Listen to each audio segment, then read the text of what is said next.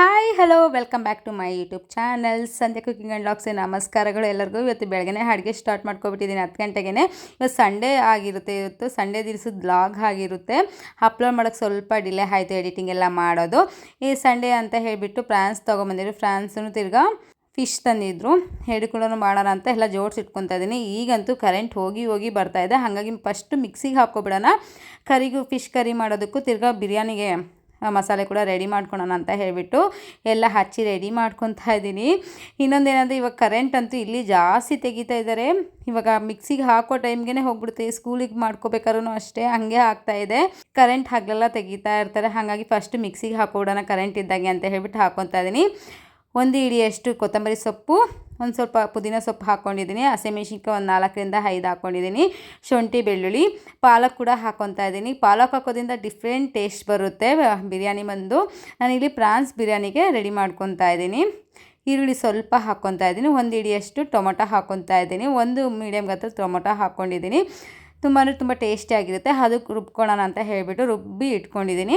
ಇವಾಗ ನೆಕ್ಸ್ಟು ಹಾಗೆಯೇ ನಾನು ಸಾಂಬಾರಿಗೆ ಕೂಡ ನಾನು ಇಲ್ಲಿ ಗ್ರೈಂಡ್ ಮಾಡಿ ಇಟ್ಕೊತಾ ಇದ್ದೀನಿ. ಕರೆಂಟ್ ಹೋಗುತ್ತೆ ಮತ್ತೆ ಅಂತ ಹೇಳಿಬಿಟ್ಟು. ಇವಾಗ ಸಂಡೇ ಅಲ್ವಾ, ಸಂಡೇ ದಿವಸ ಜಾಸ್ತಿ ಟೈಮ್ ತೆಗಿತಾರೆ. ಹಾಗಾಗಿ ಫಸ್ಟೇ ರುಬ್ಬಿ ಇಟ್ಕೊಂಡ್ರೆ ಈಸಿ ಆಗುತ್ತೆ ಅಂತ ಹೇಳಿಬಿಟ್ಟು ರುಬ್ಬಿ ಇಟ್ಕೊತಾ ಇದ್ದೀನಿ. ಈ ಕರಿಗೆ ಟೊಮೊಟೊ, ಈರುಳ್ಳಿ, 1 ಮೀಡಿಯಮ್ ಗಾತ್ರದ ಈರುಳ್ಳಿ ಹಾಕ್ಕೊಂಡಿದ್ದೀನಿ. 2 ಮೀಡಿಯಮ್ ಗಾತ್ರದ ಟೊಮೊಟೊ ಹಾಕ್ಕೊಂಡಿದ್ದೀನಿ. ಕೊತ್ತಂಬರಿ ಸೊಪ್ಪು, ಶುಂಠಿ ಬೆಳ್ಳುಳ್ಳಿ, ಚಿಕ್ಕ ಗಾತ್ರದ ಚಕ್ಕೆ ಹಾಕ್ಕೊಂಡಿದ್ದೀನಿ. ಪೆಪ್ಪರ್ ಒಂದು 4 ಹಾಕ್ಕೊಂಡಿದ್ದೀನಿ, ನೋಡ್ಬೋದು. ಲವಂಗ ಒಂದು 3 ಹಾಕ್ಕೊಂಡಿದ್ದೀನಿ. ಈಗ ಹಸಿ ತೆಂಗಿನಕಾಯಿ ಕೂಡ ಹಾಕ್ಕೊತಾ ಇದ್ದೀನಿ. ಈ ಧನಿಯಾ ಪುಡಿ, ಖಾರ ಪುಡಿ ಬಂದು ಧನಿಯಾ ಪುಡಿ ಬಂದು ಮಟನ್ ಸಾಂಬಾರ್ ಪೌಡರ್ ಹಾಕಿರೋದು ನಾನು. ತುಂಬ ಟೇಸ್ಟಿಯಾಗಿರುತ್ತೆ, ಮನೆಯಲ್ಲೇ ಮಾಡಿರೋವಂಥದ್ದು. ನೋಡ್ಬೋದು. ಇದನ್ನು ಅಷ್ಟು ಹಾಕ್ಕೊಂಡು ಮಿಕ್ಸಿಗೆ ಹಾಕ್ಕೊಳ್ಳೋಣ. ಎಲ್ಲ ಕೂಡ ರುಬ್ಕೊಂಡಿದ್ದೀನಿ. ಇವಾಗ ಬಿರಿಯಾನಿಗೆ ರೆಡಿ ಮಾಡ್ಕೊಳ್ಳೋಣ ಬನ್ನಿ. ಇವಾಗ ಒಂದು ಕುಕ್ಕರ್ ಇಟ್ಕೊಂಡಿದ್ದೀನಿ. ಪಾತ್ರೆಯಲ್ಲಿ ಬೇಕಾದ್ರೂ ಮಾಡ್ಕೋಬೋದು. ನನಗೆ ಸ್ವಲ್ಪ ದೊಡ್ಡ ಸೈಜ್ ಪಾತ್ರೆ ಇಲ್ಲ ಅಂತ ಹೇಳಿಬಿಟ್ಟು ನಾನು ಡೈರೆಕ್ಟ್ ಕುಕ್ಕರಲ್ಲೆಲ್ಲ ಮಾಡ್ಕೊತಾ ಇದ್ದೀನಿ. ವಿಸಿಲ್ ಒರೆಸೋದಿಲ್ಲ, ಹಾಗೆಯೇ ದಮ್ ಕಟ್ಟಿ ಮಾಡೋಣ ಅಂತ ಅಂದ್ಬಿಟ್ಟು ಇವತ್ತು ಮಾಡ್ಕೊತಾ ಇದ್ದೀನಿ.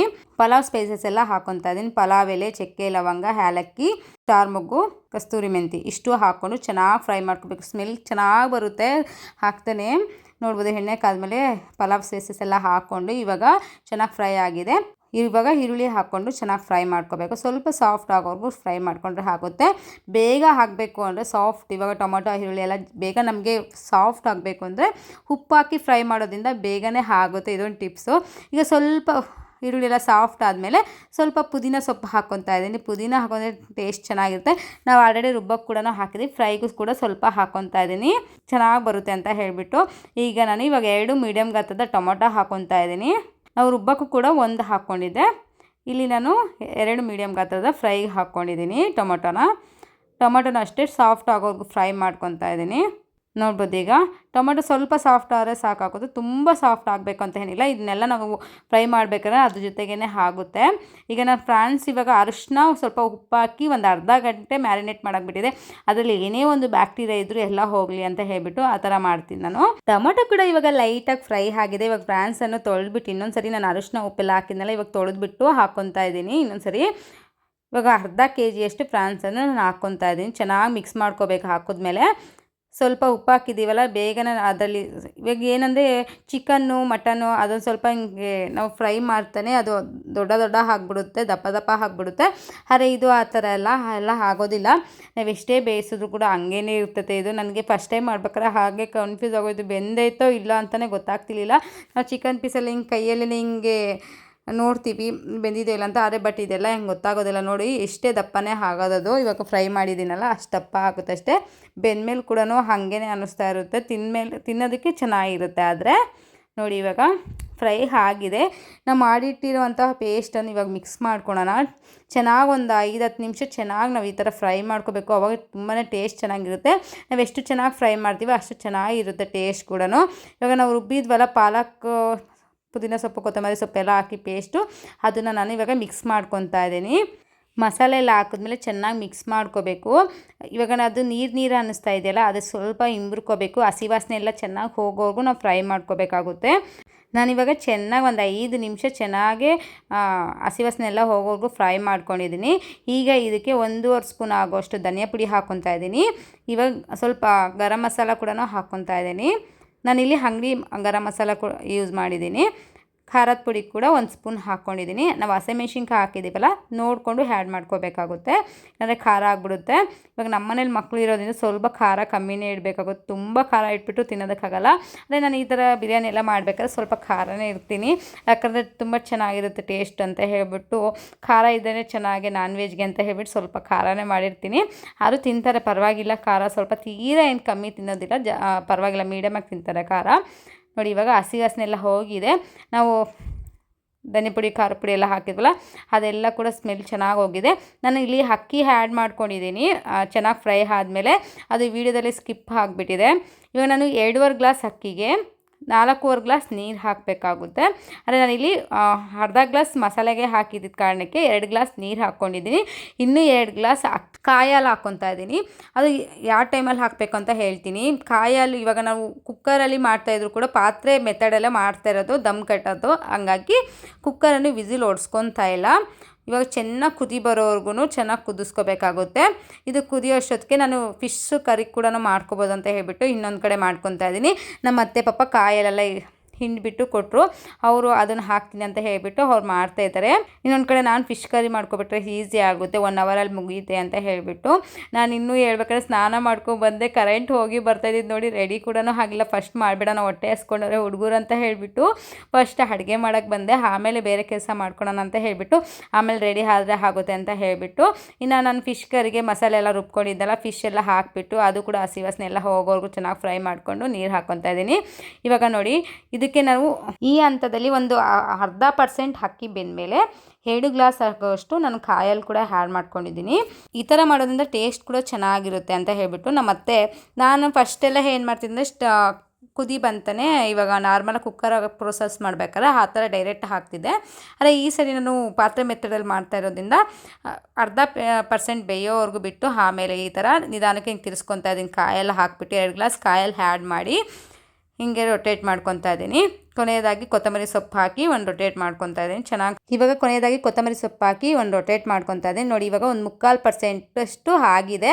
ಇವಾಗ ನಾನು ಇದು ಕುಕ್ಕರನ್ನು ಇಳಿಸ್ಕೊತಾ ಇದ್ದೀನಿ. ಕುಕ್ಕರ್ ಇಳಿಸ್ಕೊಂಡ್ಬಿಟ್ಟು ಈಗ ತವಾ ಇಕ್ತಾ ಇದ್ದೀನಿ. ಪಾನ್ ಬರುತ್ತಲ್ಲ, ದೋಸೆ ಚಪಾತಿ ಎಲ್ಲ ಮಾಡ್ತೀವಲ್ಲ ಅದೇ ಥರದೊಂದು ಪಾನ್ ಇಡ್ತಾ ಇದ್ದೀನಿ. ಯಾಕಂದರೆ ತಳ ಹತ್ತೋ ಚಾನ್ಸಸ್ ಇರುತ್ತೆ.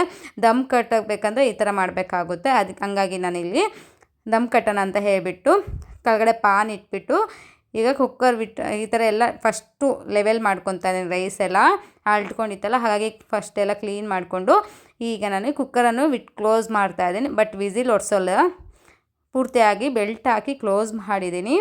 ವಿಸಿಲ್ ಬೇಕಾದ್ರೂ ತೆಗಿಬೋದು, ನಾನು ವಿಸಿಲ್ ತೆಗಿತಿಲ್ಲ, ಹಾಗೆ ಇರಲಿ ಅಂತ ಹೇಳಿಬಿಟ್ಟು ಸಣ್ಣ ಉರಿಯಲ್ಲೇ ಇಕ್ಕಿದ್ದೀನಿ. ತುಂಬ ಜೋರು ಉರಿಯಲ್ಲೆಲ್ಲ ಇಕ್ಕಿಲ್ಲ, ಸಣ್ಣ ಉರಿಯಲ್ಲೇ ಇಟ್ಟು ಬೇಯಿಸೋದ್ರಿಂದ ತುಂಬ ಟೇಸ್ಟ್ ಚೆನ್ನಾಗಿರುತ್ತೆ. ಇದು ಆಗೋಷ್ಟೊತ್ತಿಗೆ ಫಿಶ್ ಕರಿ ಕೂಡ ರೆಡಿ ಆಯಿತು. ಇನ್ನೊಂದು ಕಡೆ 2 ಕೂಡ ಒಟ್ಟೊಟ್ಟಿಗೆ ಆಯಿತು. ನೆಕ್ಸ್ಟ್ ಇವಾಗ ಕರಿ ಕೂಡ ರೆಡಿ ಆಯಿತು. ಇವಾಗ ಕಬಾಬ್ಗೆ ಮಿಕ್ಸ್ ಮಾಡ್ಕೊತಾ ಇದ್ದೀನಿ. ಕಬಾಬ್ ಅಂತೂ ತುಂಬ ಚೆನ್ನಾಗಿದೆ. ಇವತ್ತು ಏನು ಮಾಡಿಬಿಟ್ಟಿದ್ದಾರೆ ಅಂದರೆ ನಮ್ಮ ಮನೆಯವರು ಸ್ವಲ್ಪ ಎಲ್ಲ ಚಿಕ್ಕ ಬಂದುಬಿಟ್ಟಿದ್ದಾರೆ. ಫಿಶ್ ಎಲ್ಲ ಸ್ಮಾಲ್ ಪೀಸಸ್ ಇತ್ತು. ಫಸ್ಟೆಲ್ಲ ಫಿಶ್ ತೊಗೊಬರ್ಬೇಕಾದ್ರೆ ತುಂಬ ದೊಡ್ಡ ಸೈಜ್ ತರ್ತಿದ್ರು. ನಾನು ಅವಾಗ ಹೇಳ್ತಿದ್ದೆ ಸ್ವಲ್ಪ ಸಣ್ಣ ಗುಡಿಸ್ಕೊಬ ಅಂತ ಹೇಳಿಬಿಟ್ಟು. ಇವತ್ತು ತುಂಬಾ ಸಣ್ಣ ಗುಡಿಸ್ಕೊಬಂದ್ಬಿಟ್ಟಿದ್ದಾರೆ. ನಾನು ಕೂಡ ಮಸಾಲೆಗೆ ಸ್ವಲ್ಪ ರೆಡಿಮೇಡ್ ಮಸಾಲೆ ಕಬಾಬ್ ಪೌಡ್ರ್ ಯೂಸ್ ಮಾಡಿದ್ದೀನಿ. ಅದಕ್ಕೆ ಸ್ವಲ್ಪ ಕಾರ್ನ್ಫ್ಲೋರ್ ಅನ್ನು ಆ್ಯಡ್ ಮಾಡಿದ್ದೀನಿ. ಸ್ವಲ್ಪ ಕಲರ್ ಇರಲಿ ಅಂತ ಹೇಳಿಬಿಟ್ಟು ಕಾರ್ನ್ಫ್ಲೋರ್ ಹಾಕ್ಕೊಂಡೆ. ಸ್ವಲ್ಪ ಧನಿಯಾ ಪುಡಿ ಖಾರ ಪುಡಿ ಕೂಡ ಆ್ಯಡ್ ಮಾಡ್ಕೊಂಡಿದ್ದೀನಿ. ಯಾಕಂದರೆ ನಾವು ಫಿಶ್ ಕಬಾಬ್ ಪೌಡರ್ ಒಂದೇ ಇತ್ತು, ಹಂಗಾಗಿ ನಾನು ಸ್ವಲ್ಪ ಹೋಮ್ ಮೇಡ್ ಮಸಾಲ ಕೂಡ ಆ್ಯಡ್ ಮಾಡ್ಕೊಂಡಿದ್ದೀನಿ. 2 ಮಿಕ್ಸ್ ಮಾಡಿ ಮಾಡ್ತಾ ಇರೋವಂಥದ್ದು. ಅದಕ್ಕೆ ನಾವು ಸ್ವಲ್ಪ ಉಪ್ಪು ಖಾರ ಪುಡಿ ಎಲ್ಲ ಹಾಕ್ಕೊಂಡು ಧನಿಯಾ ಪುಡಿ ಚೆನ್ನಾಗಿ ಮಿಕ್ಸ್ ಮಾಡ್ಕೊತಾ ಇದ್ದೀನಿ. ಒಂದು ಮೊಟ್ಟೆ ಹಾಕ್ಬಿಟ್ಟು ಚೆನ್ನಾಗಿ ಮಿಕ್ಸ್ ಮಾಡ್ಕೊತಾ ಇದ್ದೀನಿ.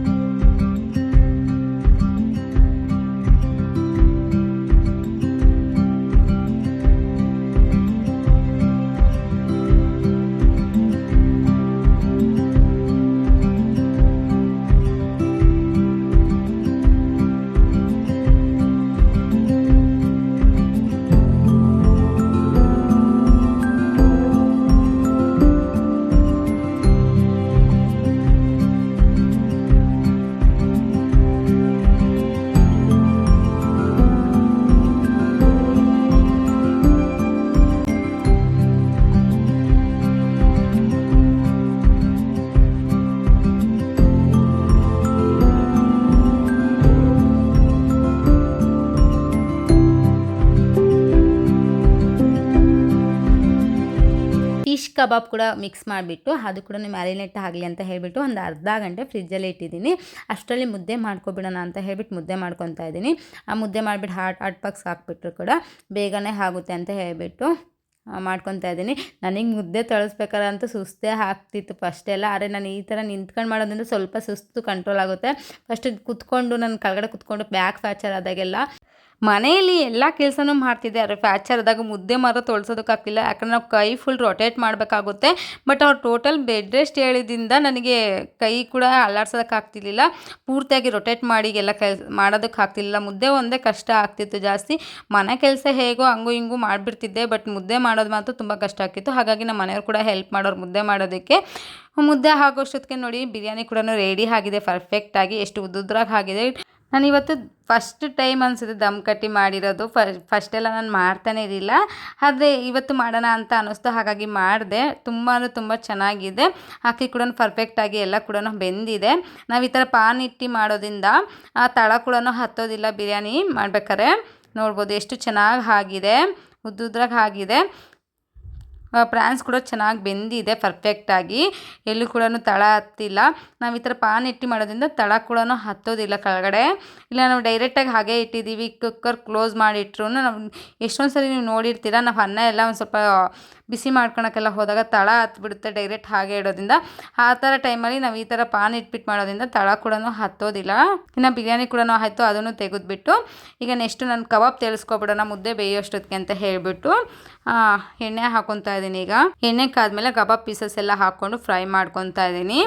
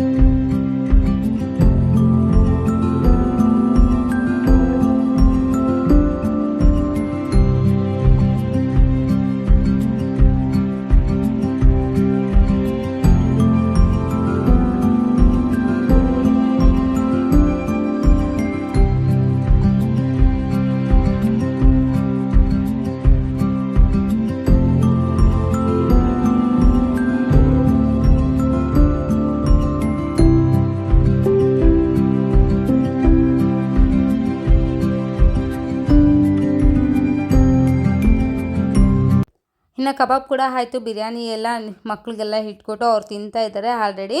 ಇನ್ನು ಹಾಟ್ ಬಾಕ್ಸ್ಗೆ ಹಾಕ್ಬಿಡೋಣ ಅಂತ ಹೇಳ್ಬಿಟ್ಟು ಹಾಟ್ ಬಾಕ್ಸ್ ಹಾಕ್ಕೊತಾ ಇದ್ದೀನಿ. ಏನು ಗೊತ್ತಾ ಫ್ರೆಂಡ್ಸ್, ಒಂದು ಫೋಟೋ ಕೂಡ ಬಿರಿಯಾನಿದು ಫೋಟೋ ತಗೊಂಡಿಲ್ಲ ನಾನು. ಈ ಸರಿ ಅರ್ಜೆಂಟಾಗಿ ಕುಕ್ಕಿಂಗ್ ಮಾಡ್ಬೇಕಾದ್ರೆ ನನಗೆ ಫೋಟೋ ಕೂಡ ಅದು ತಾಟೇ ಇರೋದಿಲ್ಲ, ಮರ್ತೇ ಹೋಗ್ಬಿಟ್ಟಿರ್ತೀನಿ. ಎಲ್ಲ ತಿಂದಾದ್ಮೇಲೆ ನೆನಪಾಗುತ್ತೆ ಫೋಟೋನೇ ತಗೊಂಡಿಲ್ಲ ಅಂತ ಹೇಳಿಬಿಟ್ಟು.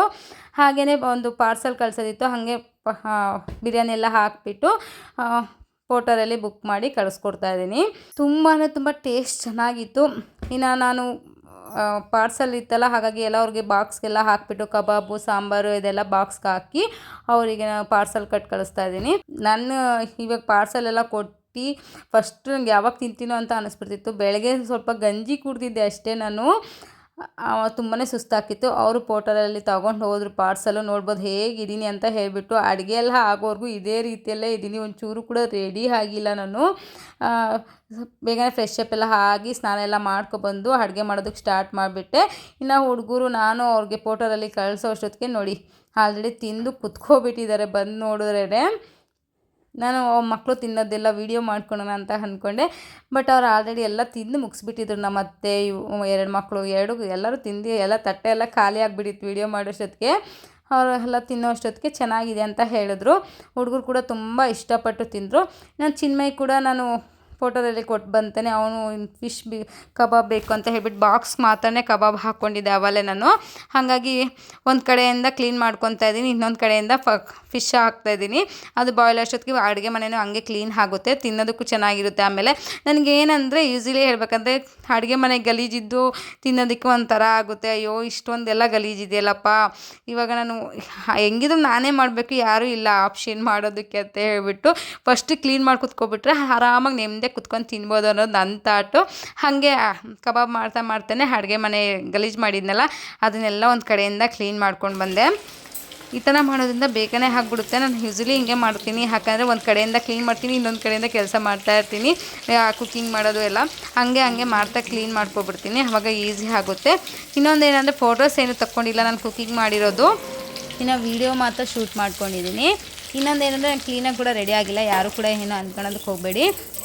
ಇನ್ನು ಬೇಗ ಅರ್ಜೆಂಟಾಗಿ ಎಲ್ಲ ಕೂಡ ನಾನು ಮಾಡಬೇಕಿತ್ತು, ಹಾಗಾಗಿ ಫಸ್ಟು ಕರೆಂಟ್ ಎಲ್ಲ ಹೋಗ್ಬಿಡುತ್ತೆ ಅಂತ ಬೈದಿಂದ ಎಲ್ಲ ಕಂಟಿನ್ಯೂಸ್ ಆಗಿ ಮಾಡ್ಕೊಬಿಟ್ಟೆ ಕೆಲಸ ಎಲ್ಲ. ಇನ್ನು ಕಬಾಬ್ ಎಲ್ಲ ಹಾಕ್ಕೊಟ್ಟು ಚಿನ್ಮಯ್ ಕೂಡ ತಿನ್ನಿಸ್ತಿದ್ದೀನಿ, ಧ್ರುವನ್ ಕೂಡ ತಿನ್ನಿಸ್ತಿದ್ದೀನಿ. ಫಸ್ಟು ಧ್ರುವನು ಇಷ್ಟಪಟ್ಟು ತಿಂತಿದ್ದ ಫಿಶ್ಶು, ಬಟ್ ಈಗ ಇಷ್ಟ ಆಗ್ತಿಲ್ಲ ಫಿಶ್ಶು, ಯಾಕಂದರೆ ಅವನಿಗೆ ನಿಮೋನಿಯಾ ಬಂದಾಗ ನಾನು ಹೊಡೆದು ಬಿಡಿಸಿದ್ದೀನಿ. ಯಾಕಂದರೆ ಫಿಶ್ಶು ತಿನ್ನೋಂಗಿಲ್ಲ, ನಾನ್ ವೆಜ್ ತಿನ್ನೋಂಗಿಲ್ಲ, ಆಯಿಲ್ ಫುಡ್ ತಿನ್ನೋಂಗಿಲ್ಲ, ಏನು ಕರ್ದಿರೋ ಐಟಮ್ ಕೂಡ ತಿನ್ನೋಂಗಿರಲಿಲ್ಲ. ಹಾಗಾಗಿ ಎಲ್ಲ ಕೂಡ ಸ್ಟಾಪ್ ಮಾಡಿಬಿಟ್ಟಿದ್ದೆ ಟೋಟಲಿ. ಅವನಿಗೆ ಒಂದು ಚಾಕ್ಲೇಟ್ ಸಮೇತನೂ ಕೊಡ್ತಾ ಇರಲಿಲ್ಲ, ಆ ಥರ ಆಗೋಗ್ಬಿಟ್ಟಿತ್ತು. ಈಗೇನಂದರೆ ಫಿಶ್ಶು ಅವ್ನಿಗೆ ಏನೋ ಒಂಥರ ಕಚ ಅನಿಸುತ್ತೆ ಅಂತ ಹೇಳ್ಬಿಟ್ಟು ತಿನ್ನೋದಕ್ಕೆ ಹೋಗೋದಿಲ್ಲ, ಫಿಶ್ಶು ಇಷ್ಟಪಡೋದಿಲ್ಲ. ಪ್ರಾನ್ಸ್ ಅಂತೂ ತುಂಬ ಇಷ್ಟಪಟ್ಟು ತಿಂತಾನೆ ಈ ನಡುವೆ. ಇನ್ನು ನಾನು ಕೂಡ ಟೋಟಲಾಗಿ ತಿಂದುಬಿಟ್ಟು ತೇಗಿ ಆರಾಮಾಗಿ ಕುತ್ಕೊಂಡಿದ್ದೀನಿ. ಇವತ್ತಿನ ಲಾಗ್ ಈ ಥರ ಇತ್ತು. ನಿಮಗೆ ಇಷ್ಟ ಆಗಿದ್ರೆ ಸಬ್ಸ್ಕ್ರೈಬ್ ಮಾಡಿ ಮರಿದೆ.